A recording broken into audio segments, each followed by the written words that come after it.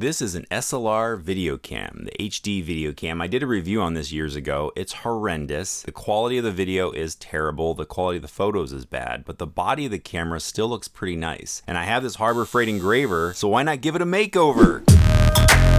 Why? Why? Because we can! Because we can! And if we can, we do! We are going to engrave this camera. Now, I've never engraved anything. I don't think I've ever even used this tool. I don't even know why I own it, but my thought is I'm just going to go in, and I guess we'll just start on the bottom. Batteries go here, so I'll write batteries. Did I spell that right? I think so. As I mentioned, I've never engraved before, but this might actually work. I'm just going to doodle, so let's doodle.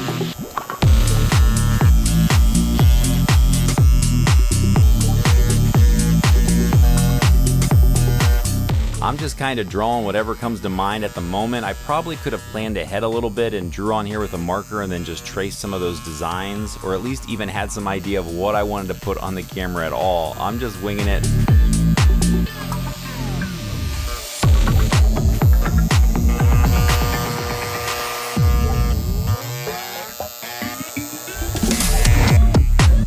One thing I'm learning right away is this is a one-time shot. Once you etch that plastic, that's it. So you got a lot of happy little accidents and you just gotta roll with it and make it work. And if you don't do it good, just scribble over it with some designs.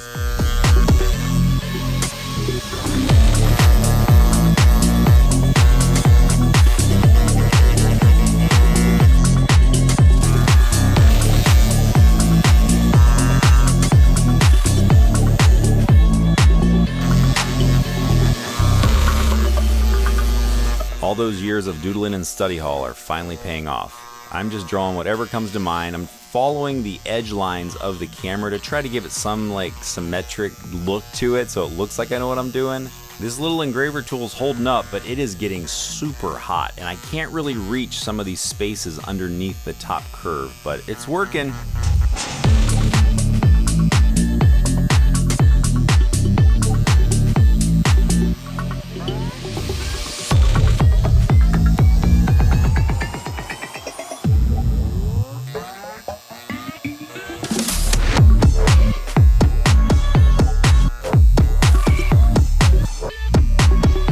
Should pretty much do it. Get that lens cap on and there it is, doodled up and ready for action. Look at that. If that's not personalized, then I don't know what is. I thought this would be a fun experiment and it turned out great. It took about an hour to do, no paint. You know, you've seen the cameras that get painted. It's kind of cool. You got to sit and let them dry. This thing's ready to go. And let me tell you, the engraving gives this camera a texture. Now, it's not a heavy camera. In fact, it only weighs 6.2 ounces without batteries. But if you want a nice solid grip on your camera, go and etch it with a Harbor Freight etching machine. And I'm sure if I had a little bit nicer etching machine, it would have a little bit better tooling and I could get some smoother curves and lines and maybe even some different types of textures. This one is pretty much universal. It just grinds into it. You can change the setting of the speed, but it pretty much just chews up the plastic and leaves it as it is. And that's why everything kind of has that white haze to it. That's pretty much just the plastic burrs just still stuck there. I could probably rub over it with like a dry brush technique and maybe make those really pop out, but it looks pretty good how it is. Now, would I go and do this to an expensive camera? Maybe. I don't necessarily love the texture of this engraver, but one thing that is nice about doing engravings, if you don't like something, you just go back, touch it up, and you're good to go. If I was going to do this again, I'd plan out my designs a lot more thoroughly and I would definitely go through there and just trace everything out with a marker to just see what it's going to look like first. But for this one, it turned out awesome. Wow. You know, I was thinking about, it's a little rattly. I wonder if all that vibration may have wrecked it. There's only one way to find out, and that's with a photo shoot. I think these ugly buildings would be a good subject, so get this thing out and snap some photos. And I'm gonna definitely try out some video as well, and I'll let you guys see what that looks like again if you haven't watched the review. That nice unsatisfying click of the shutter button, and these photos are 480 by 640. That's the highest resolution. All right, let's see if the camera is still everything I remember it to be. Even though it's all decorated nice and engraved, it's limited to the quality, in my opinion, the quality of the video recording of this camera. I heard something rattling around. I think it was the microphone.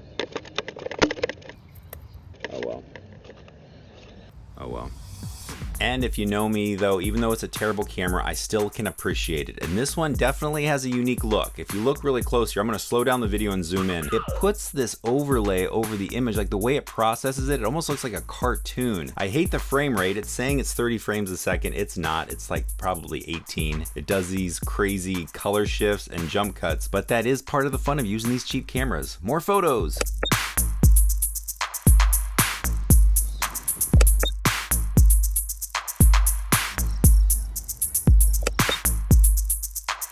Okay, let's pack it up and look for some more shots.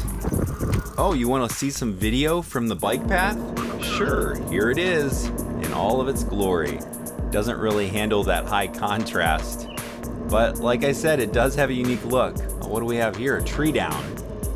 Tree is down. Not a problem, I'm a good Samaritan. Let's just move it off the bike path. That jump cut was part of the video. I didn't add that. That's how it records. And this tree is way too heavy, so I'm not gonna be able to move it. I tried.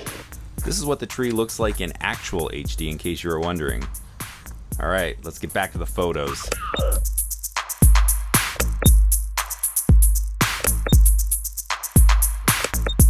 I know what you're thinking. These are some great photos. Can you believe I took these with this camera? I know these aren't the most interesting subjects, but I'm just, showing you some examples of the camera. I think these will be the premier shots here. I'm gonna try to get these flying flags here. That one's okay. Let's try another one here. Boom, that's it. Now the light pole is a little crooked, but I like that little lens flare. I think this one's my favorite. Which one's your favorite? Leave a comment, let me know. There's the camera, it's working good, and if you haven't already had enough, here's the video quality again. I'm gonna compare it to HD. Here's the HD footage, that's what it looks like. That's what it should look like if it was HD, and this is what the camera produces as its HD. As I mentioned, I did a review of this camera, so if you wanna watch that video, it's in the description, and if you actually want the camera, I couldn't find it anywhere except on eBay. I put a link down in the description for that too. Go for it. I etched this camera so you don't have to. Actually, no, I etched this camera so you can do it. I want you to do it. Now you know what to expect. It's not that hard. A little bit of planning, you'll probably do it a lot better than I did. But this turned out pretty good, and maybe I'll even try it on one of my Polaroid cameras. We'll see. Follow me on Instagram, because I'll probably post it there if I do. But either way, thanks for watching. Knoptop, go make something. Camera.